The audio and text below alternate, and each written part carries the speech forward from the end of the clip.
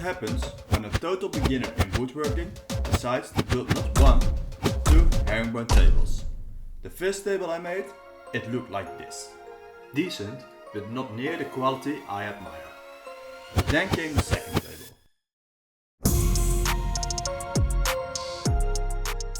During this build, everything changed. From the tools I invested in, to the knowledge I acquired during the first table. It all came together. But first a glimpse of what's about to come. You will witness mistakes, successes, machine upgrades and lots of new learned skills. And I can promise you one thing for sure. If you make it to the end of this video, you will witness something that is not being shown enough on YouTube. So please sit down, grab some popcorn and enjoy chapter 1. Enjoy watching me building my first table ever. This story begins with my brother. He had just moved in his new home and I wanted to make something for him, something personal. He didn't know it yet, but soon he would be building it with me. We started in the evenings, testing my new thickness planer for the first time. We finally got it right. By the end of the first session, every beam was carved to size, ready for what's come next. The next step was cutting the beams to length. For that, I used an all-might saw, one I bought years ago from a small baseboard project at home. As you can see, we worked with cheap pine. At first, I wasn't too happy about it. It didn't feel right for the table. But looking back now, it was a perfect wood to learn with. It was the kind of wood that forgave mistakes easily. And it was cheap enough that mistakes would not worry me too much. By the end of that first session, we had the proof of our work and our waste. Half a container filled with wood scraps. In our second session, we decided to sand every piece lightly. Some edges had chipped off while cutting. Probably a sign of a cheap saw, or maybe just part of the learning process. After that, it was time to start gluing the pieces together. And that's where we made our first real mistake. We tried to glue a perfectly flat table on a terrace that wasn't anything but flat. Naive? Absolutely. But did we do it anyway? Of course we did. For some reason we thought that gravity would take a day off for us. Unfortunately, that wasn't the case. But at the time, we still thought, we will fix that little problem later. After the middle beams were joined together, I decided to make pocket holes at home for the remaining beams. We wanted the outer beams to be glued and screwed together. Just gluing wasn't an option for the outer beams. Our clamps simply weren't long enough for this table. So this was the solution we came up with. Since the screws were now providing the clamping pressure, we didn't have to clamp each beam one by one. The process of converting all beams together became much faster because of it. Sometimes we still had to run a beam through the planer on its side. We did this when the beam was just a little too thick. By doing this extra step, we removed small imperfections. In a build like this, even a small imperfection can lead to bigger problems later. That's one thing I learned from experience. The next step was to draw a straight square on the table. This looks easy, but it was still pretty difficult. When we had measured out the table frame, we started to cut the sides of the table. The parts that we removed from the top, we glued and screwed them back at the bottom of the table. Securing the top side on the bottom looked like a job that would be hard. And if you watch my learning curve, I was already convinced that this step would also fail. But eventually, this step turned out quite easy. Now that the table was cut to size, we decided to call it a day. To make this table perfectly straight, I was going to build a kind of a router slant. But before we go any further, I want to warn other professionals watching. Because in the next few minutes, you will witness something that will feel like hot Tabasco is burning in your eyeballs. But this homemade setup to level the table was an absolute disaster. First of all, just look at it. Of course, it wasn't perfectly straight. And the jig, not exactly what you would call legit, right? And if I pressed down too hard, the whole thing flexed, leaving deep marks across the table. And then there's the moment of genius, when I decide to stand on the table while flattening it. Looking back now, I should have seen this coming from miles away, but in this channel we call it learning and growing, I guess. After some serious thinking and a long talk with my brother, we decided not to give up. Instead, we would sand the table for about 100 hours. At least, that's what it felt like. Somewhere between all the sanding, I had time to reflect on my mistakes. Or maybe I was just listening to music and zoning out. I honestly can't remember.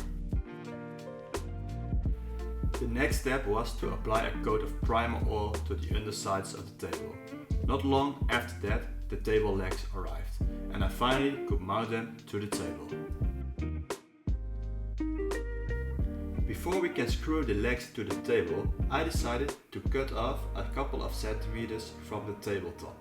There was too much damage visible at that part of the table. Then we screwed the legs on the table and applied a coat of oil to the top of the table as well.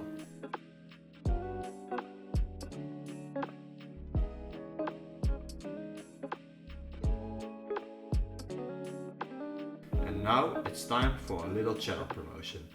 If you are looking for a YouTube channel where the builder isn't exactly perfect, but at least he is honest, not afraid to make mistakes and willing to zoom in on them, then this is the place to subscribe, because trust me, there's a lot more building projects to come and a lot more fun to witness. But as you can see, this table was anything but straight. And yes, I was pretty disappointed, but I did find a brilliant way to hide it. Well, at least a little. For now, I focused on filling the gaps with wood filler. Once it dried, I sanded it smooth and decided to add a layer of wood stain. We figured the oil alone might not survive the Dutch weather. So we applied a coat of wood stain on the top side of the table as well. And then, ladies and gentlemen, my brilliant plan arrived. A good friend of mine, who also happens to be a really talented welder, had built me a metal frame for the table. The idea was simple. The frame would wrap around the edges, hiding most of the imperfections along the sides of the tabletop. So I gave the frame a quick sanding, then coated it with black primer, followed by a layer of black paint. I applied the paint slowly, bit by bit. If you spray too much at once, you end up with paint drips all over the frame.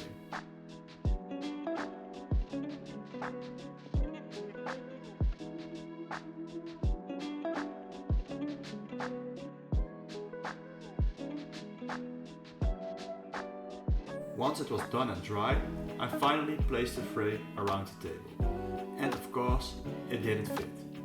At this point, that was starting to become something of a tradition.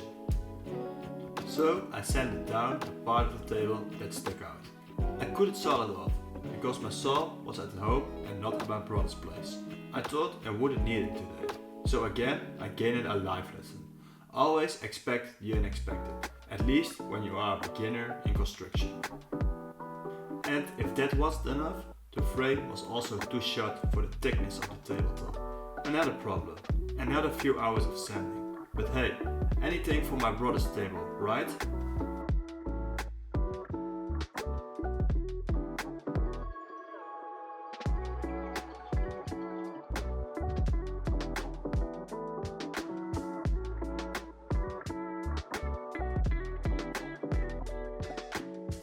To finish the table properly, I added a clean line of caulk around the frame to make it fit well against the wood. And I added a few final touches with the spray paint on the frame. And that was it. The build of table 1 out of 2. Let's enjoy the end result.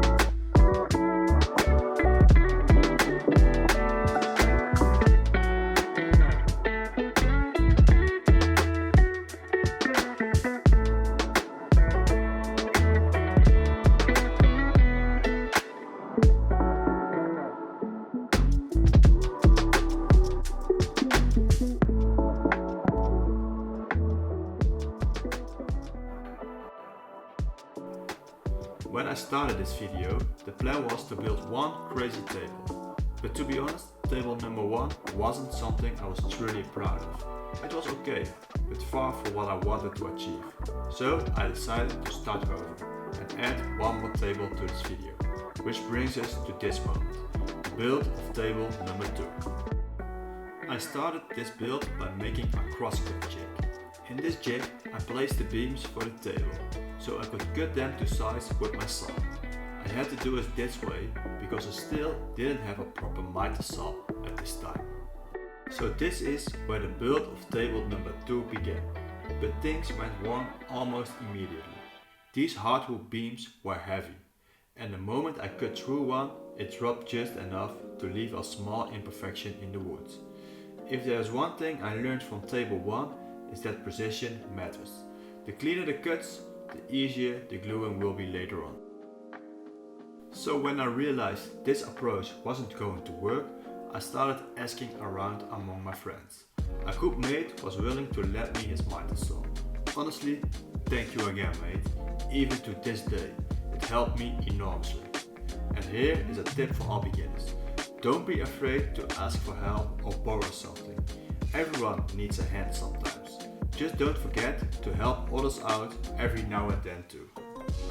Once all the beams were cut to size, I could plane them straight using my new thickness plane. I did all of this work in my tiny shed that I renovated in a previous video. I didn't want to do this outside, because I live in a residential area and not at an industrial site. I didn't want to bother my whole neighborhood, just because I'm trying to become some kind of a YouTube star.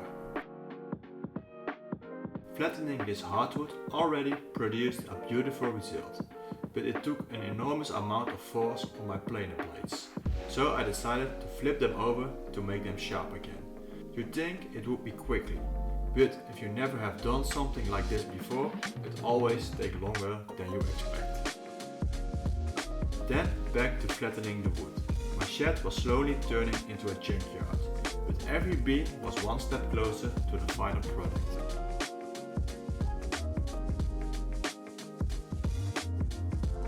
Once all the beams were flat on the top side and the bottom side, I wanted to plane the sides of the beams as well. And that was a disaster. Every time I fed a beam through the planer, gravity would lift it slightly at the end, leaving a chunk missing from the wood. To be honest, I was starting to lose motivation. First the cutting, which had already gone wrong and took so much time to complete. And now this again. I decided it was best to clean everything up and take a proper break. And this break turned into a bit of a crossroads for me. What I'm going to do? Keep going with this project and YouTube, or stop altogether? I knew if I decided to continue, I would have to go all in and be willing to invest properly in good tools. To be honest, building these 2 tables was nothing short of a nightmare. Mostly because I was missing so much equipment. But if I'm going to invest, I have to really commit. And that was the decision I made. I decided to go for it. I always knew that this journey would not be easy. So let's finish this table journey and buy my dream tools. And these dream tools were a very good miter saw, a biscuit jointer and a proper table saw. And with this table saw, I could finally make the side of the beams straight. Meanwhile, I realized I had outgrown my own shed with these new tools.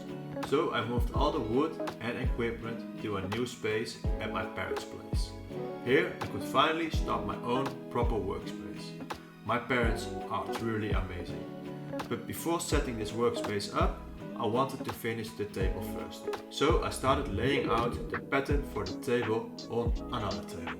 Because well, I wanted a flat surface this time. If you look closely, you will notice that not all the wood fits perfectly. This is because a few imperfections appeared during the initial cutting.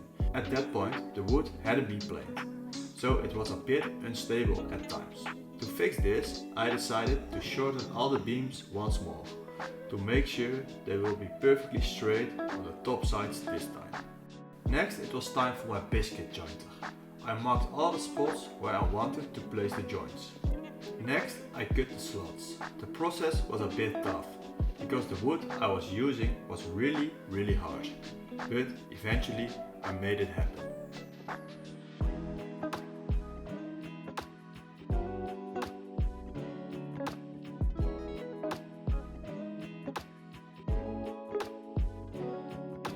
And now, finally, the gluing could begin.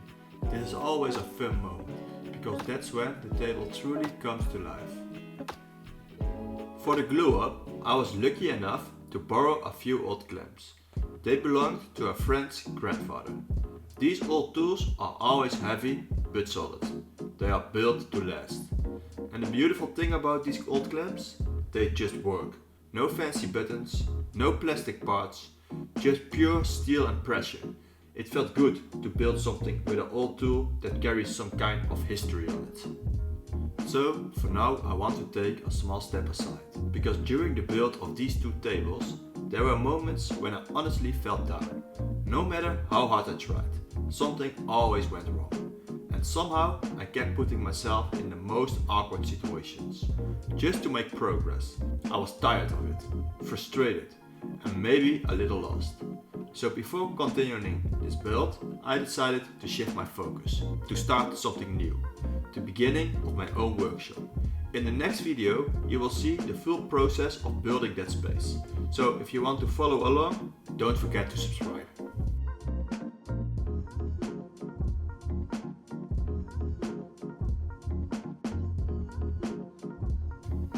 Now back to the table. Some time has passed, but things have changed. I have built my own flattening table, a solid setup, and the best part, I can also use it as a proper workbench. Not for cutting or drilling, but as a place to finally work off the floor, a proper upgrade. That meant the world for me. So with that in place, I could finally start mounting the outer beams to the main section of the table. First, I cut all the beams to their final size, so I could glue everything together in one go later on.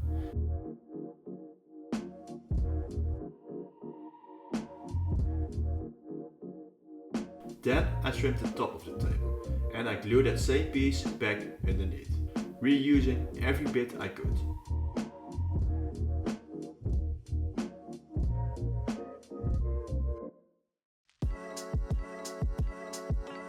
I secured the top side of the table with my biscuit jointer and some glue to the bottom side of the table. When that was done, I started focusing on the opposite side of the table.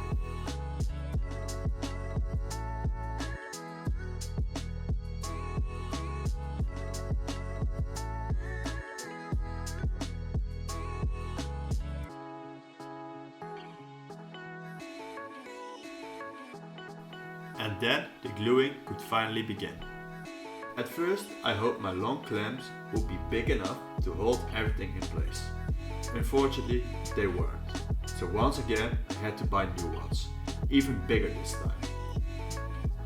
I honestly never expected that building one simple table would require so many investments. Major respect to anyone who managed to build furniture like this using only basic tools or hand tools. Because I only had 3 large clamps at my disposal, the gluing process took much longer than I would hoped. Every 24 hours I could only attach 3 pieces of wood per side. Slow progress, yet it was progress. The next step was to build a square frame from the leftover wood. I used that frame to outline the shape of the table. Then 2 good friends stopped by, curious to see the so-called masterpiece. We ended up having a great time, laughs, sawdust and bad jokes. And before I knew it, they were helping me out too. There's something special about moments like this, working on a project side by side with your friends. Once the table was fully cut out, we noticed something, a small corner completely unglued. For now, we decided to leave it. We just wanted to test the flattening setup first. A setup I never had used before. How hard could it be? But the moment we tried to mount the router bit, I realized I bought one that was way too big. It didn't even fit the machine. Brilliant move again. So we switched to a smaller bit and gave it another shot. Within seconds, we knew this was a disaster in the making. So we decided to place the corner on the table and call it a day. A few days later, the right router bit finally arrived, one that actually fit the machine. This time I could get straight to work. At first I needed to get a feel for it, the movement, the way the machine reacts to the wood. It takes a moment to understand. But once I did, it started to make sense. Here's a small tip I learned along the way. Always start by finding the highest point of your table. Do that by slowly sliding the router across the surface. And then eventually you will make it happen and you will be just as excited as I was here. Then I could cut off the small corner that I first forgot to make. And now it was time for the final touches. First I had to remove the last traces of glue. A fitty job, but incredibly important. Every little detail counts. Even the smallest leftover glue could ruin the finish. Next I used the sawdust collected from sanding. I mixed it with glue and filled in the small gaps that were still visible. Finally, the table needed one last sanding to smooth out the final marks and removed any leftover glue. I had already done the other side of the table earlier, but didn't record it. So this was just the final side.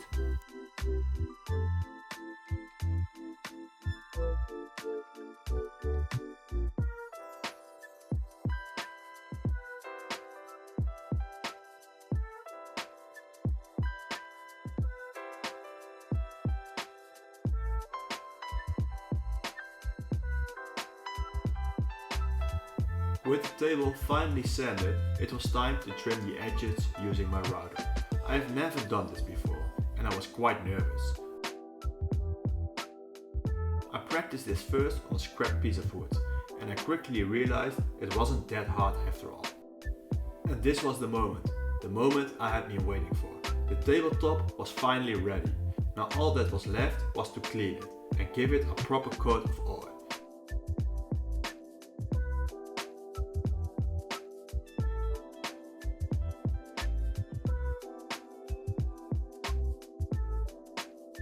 With the tabletop finally finished, it was time to attach the legs. The legs had been chosen by the buyer, my sister. She loved the table so much and wanted to support me, so she decided to buy it. When she brought the legs over, I mounted them carefully under the table. I secured the table legs using a chemical cork and a threaded screw. This way, the legs can be removed later if needed. To be honest, I realized afterwards that this wasn't exactly the proper way to attach legs to the wooden table.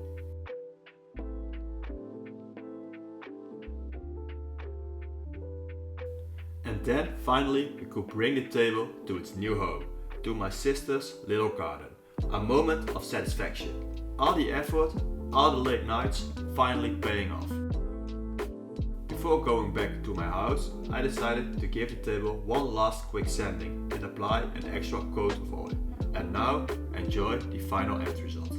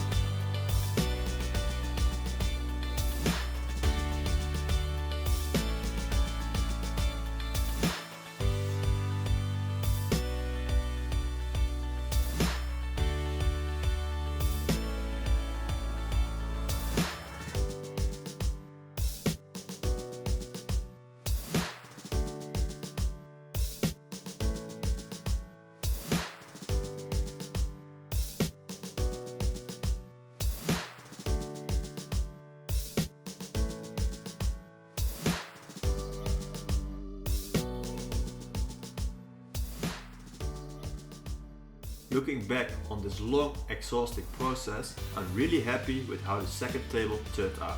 Much better than the first. Yes, I invested in machines, and maybe it's no longer a pure DIY, but making a high-end table is hardly ever a DIY anyway. Table making is a craft, and I'm proud of the progress I have made as a beginner in woodworking.